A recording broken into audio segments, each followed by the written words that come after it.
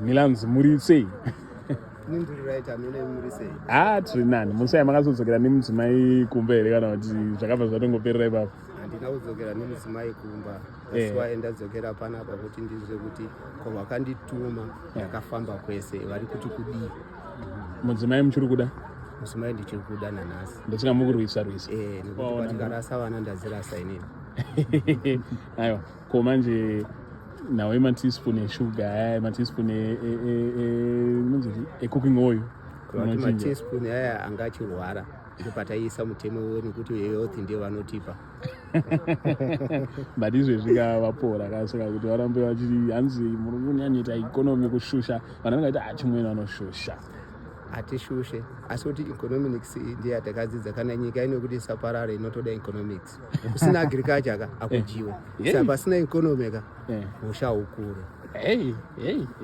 Ndikupaona ko nyaya yestand manje iri kuMalawi muchazoita sei? Stand yagara iri vabereki ka inofana kubasira ikoko vari ikoko. Ona nhasi hamusikuda kushare namadhamu? Aiwa yagara iri ikoko ndiyawo kana vari ikoko tikaenda ndiri patikuenda kunorara mari inototumirwa kubva kuMalawi kuuya kunoti chija ndikupabata. Saka yagara iri yawo yekunoko yacho yagara iri yawo zvese ndezvedu. Ini mubvunzo wangu ndewekuti of course mukadzi ane zvaanenge achikanganisa tinozvigamuchira imimiwo mune zvamune muchikanganisa zvii zvamuri kutarisira kuchinja kana zvamakazoona kuti pandenge ndanga ndiri wrong pamarriage yenu?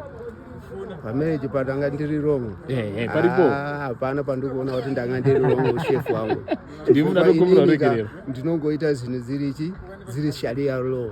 Sharia law. Saka handinyaso kuita kuti izvi ndikukanganisira munhu wandakatsvaga nemwoyo wangu wese handimuitire zvokumukanganisira. Alright, iye mudzimai wenyu anoita here sharia law? Kuri vati anoita but ndiyo kutsauka kwakaita kuti tiuye kuno. I mean iye ndo chitendero chaanotenda here? Ndiye chitendero chaanotenda. Makatomutora achitenda sharia law here kana makanotora mukadzi anoitawo zvemapostori kana chikristu? Kuri vati takamutora ari mukristian obva tamupidza kuti azive chitendero izi zvine mabenefits kuna Mwari futi izvozvo. Kutora munhu uchipinza chitendero. Ndikupaona manje kama munhu asina kukurira muchitendero ichi manje kuzoona azochinzwisa kusvika pakuchiita perfect mune muda tichiite perfect hapadi kuti muzoitawo moyo munyorere wekuti munenge zvimwe muchingoregerwawo zvichipfuura because munhu anenge achiri kufunda. Hongu kudzidza pa10 years akadzidza vanotoverenga mabhuku achitodzidzisa vamwe. Asi ini pandikurasana nemi ndepekuti hapana kana one chamamboonawo chamakaitawo chiri wrong muri kuti muri correct kwese.